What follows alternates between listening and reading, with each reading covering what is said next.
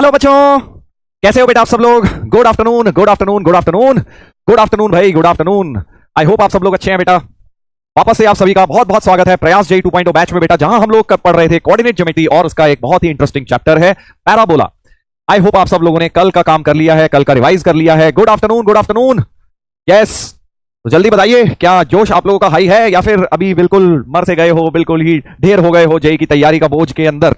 Good afternoon, जल्दी बताइएगा। Yes yes, good afternoon. Chat नहीं मिल रही है मुझे, स्टार्टिंग में एज ऑलवेज थोड़ा सा स्लो चलता है मामला, बट धीरे धीरे मिल जाती है।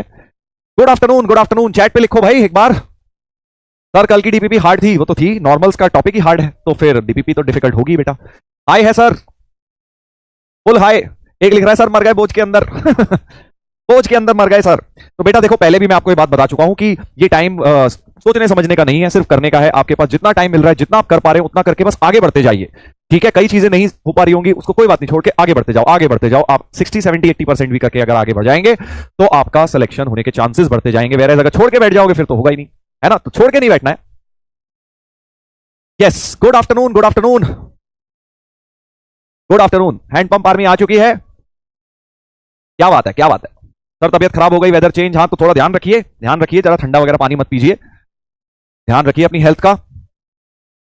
डीपीपी हार्ड मतलब ये सब बातें, तुम वो 11वीं वाली वाइब आ रही है तुम्हारे बैच से मुझे, जो बच्चे नहीं करते 11वीं वाले। सर डीपीपी हार्ड थी सर। अरे भाई, तो जेई लेवल की डीपीपी करेगा तो डिफिकल्ट तो लगेगी, या तो हल्की हल्की डीपीपी करनी है तो कर ले बेटा, है? ड्रॉप ईयर में ये एक्सपेक्टेड नहीं होता है तुमसे, तुम्हें एक्सपेक्टेड होता है कि भाई तुम इतने मेच्योर्ड हो कि तुम्हें पता है कि जेई जो है वो डिफिकल्ट ही पेपर है, तो डिफिकल्टी से सामना अभी कर लेंगे डीपीपीज में तो बेटर है प्रॉब्लम सॉल्विंग में, या फिर सीधे एग्जाम में कर लेना फिर सामना, है ना? तो वो ज्यादा डिफिकल्ट प्रॉब्लम वाली बात हो जाएगी। Yes, good afternoon, good afternoon, good afternoon.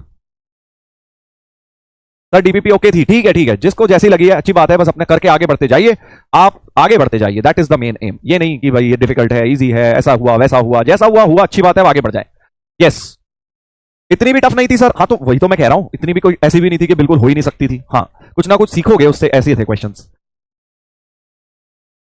चलो बेटा स्टार्ट करते हैं, स्टार्ट करते हैं, स्टार्ट करते हैं, आज का लेक्चर स्टार्ट करेंगे। तो आई होप आप सब लोगों ने पैराबोला में जो कल तक मैंने चीजें पढ़ाई थी कर ली हैं। अब बहुत सारे बच्चे सोच रहे थे सर कल वाली चीजें आपने बोला था मेनली एडवांस्ड के लिए थी, नॉर्मल वाली, बिल्कुल सही बात है। तो क्या आगे के लेक्चर्स में भी ऐसा ही होगा? नहीं, आज का लेक्चर मेंस के लिए भी बहुत इंपॉर्टेंट होने वाला है, क्योंकि आज हम पढ़ेंगे कॉर्ड्स, राइट? और कॉर्ड्स जो है डिलीट नहीं किया है जेई ने, मेंस में से कॉर्ड्स नहीं हटाया, टेंजेंट नॉर्मल कहने को हटाया था, बट कॉर्ड्स तो है ही। तो इसमें से बहुत सवाल ऑटोमेटिकली बढ़ गए हैं पिछले 2 सालों से। आप देखेंगे कॉर्ड्स पे बहुत क्वेश्चन आने लग गए, जो पहले आते ही नहीं थे, पहले बहुत कम आते थे उससे पहले, बट पिछले 2 सालों से कॉर्ड्स पे बहुत क्वेश्चन आ रहे हैं, बिकॉज टेंजेंट नॉर्मल कहने को हटाया तो इसी को थोड़ा वेटेज हैवी कर दिया है। तो अब हम इसके ऊपर आज पढ़ाई करेंगे बेटा, देखेंगे आज कॉर्ड्स वगैरह क्या होती हैं, इस पे क्वेश्चंस भी जेई के खूब सारे क्वेश्चंस आज हम करने वाले हैं, राइट? तो क्या आप लोग रेडी हैं? जल्दी बताइएगा, क्या आप लोग रेडी हैं? और उससे पहले, कॉर्ड शुरू करने से पहले हम एक छोटा सा टेंजेंट नॉर्मल का टॉपिक है, इसको भी निपटा लेंगे। Sir 5 minute talk, 5 minute talk, 4 minute तो होगा बेटा, हाँ 4 मिनट तो हो भी गए, 4 मिनट नहीं हो गए क्या? हाँ सर एक्स प्लस वाई, अब क्या एक्स प्लस वाई का डिस्कशन करूं बताओ? ये तो स्टार्टिंग के लिए था, अब तो तुम्हारा एक्स प्लस वाई कंसिस्टेंट रहना चाहिए। अगर अभी भी नहीं रह रहा है तो रखो उसे कंसिस्टेंट, उसमें क्या डिस्कस करने वाली कोई बात तो रह नहीं गई है बेटा। हाँ, एक्स प्लस वाई की वैल्यू बेटा कंसिस्टेंटली अपने को 12 प्लस रखनी है, अगर आप नहीं रख रहे हो तो आपको रखनी पड़ेगी, ठीक है? डेली आपको ये नहीं कि एक डोपामाइन चाहिए कि बस एक डेली मोटिवेट कर दो सर हमें, और फिर हम 2 घंटे के लिए मोटिवेटेड रहें, फिर अगले दिन फिर ठंडे पड़ जाए, वो नहीं करना है यार।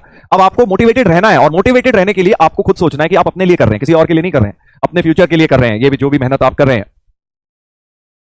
सब एक्स प्लस वाई का वैल्यू मांग रहे हैं, चलो ठीक है, ठीक है, अगर मांग रहे हो तो लो भाई, एक्स प्लस वाई का वैल्यू लिख लेते हैं। ऐसा कुछ उससे होगा नहीं, फर्क पड़ेगा नहीं, क्योंकि जिसने करना है बेटा वो तो कर ही रहा है। इतनी बात एक्स प्लस वाई करा के भी जो अब नहीं कर रहा वो क्या ही करेगा बेटा, है ना? तो एक्स प्लस वाई का value, x is number of hours for lecture, y is self study, तो ए फिर से लेस देन इक्वल टू 10 हो रहा है sir, less than equal to 8 हो रहा है। बी ऑप्शन 9 या 10 घंटे आप पढ़ रहे हैं टोटल, और एक है 11 से 12 घंटे पढ़ रहे हैं सर, और डी है 12 प्लस आवर्स पढ़ रहे हैं। जल्दी से पोल में बताएंगे, जल्दी से पोल में बताएंगे कि क्या आपका स्टेटस है, क्या आपका स्टेटस है? X plus y, x is number of hours for class time, जितना आप क्लास में लेक्चर्स देखने में व्यतीत करते हैं, वाई इज सेल्फ स्टडी, जिसमें आप रिवाइज करते होंगे, डीपीपी करते होंगे, पीवाईक्यूज करते होंगे, होमवर्क करते होंगे। जल्दी बताइएगा, जल्दी बताइएगा। यस, सॉरी सर डीपीपी कल नहीं कर पाया, कोई बात नहीं, कोई बात नहीं, कर लेना, आगे कर लेना, आगे कर लेना, वीकेंड आ रहा है तब कर लीजिएगा। जल्दी बताइएगा, जल्दी बताइएगा भाई। सर क्लास नोट्स और डीपीपी में ही समय निकल जाता है, का भी सोल्यूशन दे देंगे, अभी इसका ही सोल्यूशन भी दे देंगे भाई। देखो तो जल्दी पहले x प्लस वाई की वैल्यू बताएंगे। x प्लस वाई की बहुत सारे लोग सी और डी में ऑप्शंस मुझे दिख रहे हैं, शाबाश बेटा, वेरी गुड। अगर आप सी और डी में हैं तो बहुत बढ़िया आपने कर रखा है। लेट्स सी, तो मेरे हिसाब से आपको होना तो अब तो डी पे होना चाहिए भाई, 12 प्लस पे पहुंच जानी चाहिए कहानी। 37%, 40%, क्या बात है, क्या बात है, very good very good very good बेटा। तो इसीलिए कह रहे थे सर लिखवाओ जरा, वैल्यू तो लिखवाओ, तभी तो आपको पता लगेगा कि हम सुधर गए हैं सर, हम सुधर गए हैं सर। हाँ शाबाश, बहुत अच्छी बात है अगर आप सुधर गए हैं। और अगर आप सी और डी ऑप्शन में बेटा अगर आ रहे हैं तो आप इससे अच्छी तो देखो कोई बात हो ही नहीं सकती। बट जो लोग अभी भी ए और बी में टिके हुए हैं, यार तुम क्या कर रहे हो बेटा, ए तो चलो 6% रह गए, जो ए वाले थे वो तो बेचारे निपट लिए, वो तो क्लास भी नहीं आ रहे होंगे, सोच रहे होंगे फायदा ही नहीं होगा कुछ भी। और बी वाले जो है बेटा, आपके पास अभी भी मौका है, ट्राई करिए बी से किसी तरह सी में जाने की। ओके 9-10 घंटे से कुछ नहीं होगा यार ड्रॉप ईयर में, आपको पता है कि आपने ड्रॉप लिया है जेई करने के लिए, और उसके अलावा काम क्या है अपने को, कोई खास काम नहीं है, तो आपने को करना है 1-1-2 घंटे बढ़ाने हैं, ज्यादा नहीं कह रहा हूं। बहुत बढ़िया बेटा, शाबाश, वेरी नाइस। अच्छा रैंक 1 को तो देख लो, हैंड पंप उखाड़ दूंगा, ये है जी रैंक 1 हमारे हैंड पंप उखाड़ने वाले। हाँ तो अब आप में से जो लोग कह रहे थे यार वाई में हमें बहुत ज्यादा समय नोट्स में और डीपीपी में लग जा रहा है, तो बेटा देखो सबसे पहली बात तो ये है कि अगर आपने नोट्स बनानी है तो अच्छी बात है, बट आप इसके लिए मैंने आपको सोल्यूशन भी दे दिया है, हैंड रिटन नोट्स, आप वहां पे नोट्स बनाने की आपको जरूरत ही नहीं पड़ेगी, आप सीधे बुक में से रिवाइज कर सकते हैं सारे क्वेश्चंस। आपको जो मैं करवा रहा हूं 90% क्वेश्चन सारे उसके अंदर भी मिलने वाले हैं। ऑब्वियसली 2025 वाले करा रहा हूं वो तो नहीं मिलेंगे बुक में, बट क्योंकि वो पहले से स्टार्ट हो गई थी, बट बाकी आपको सारे मिल जाएंगे। तो मोटा मोटा आपके नोट्स का काम तो सॉर्टेड है। अगर आपको बुक लेनी है हैंड रिटन नोट्स जो मैंने लिखी है तो आप उससे अपना टाइम बचा सकते हैं।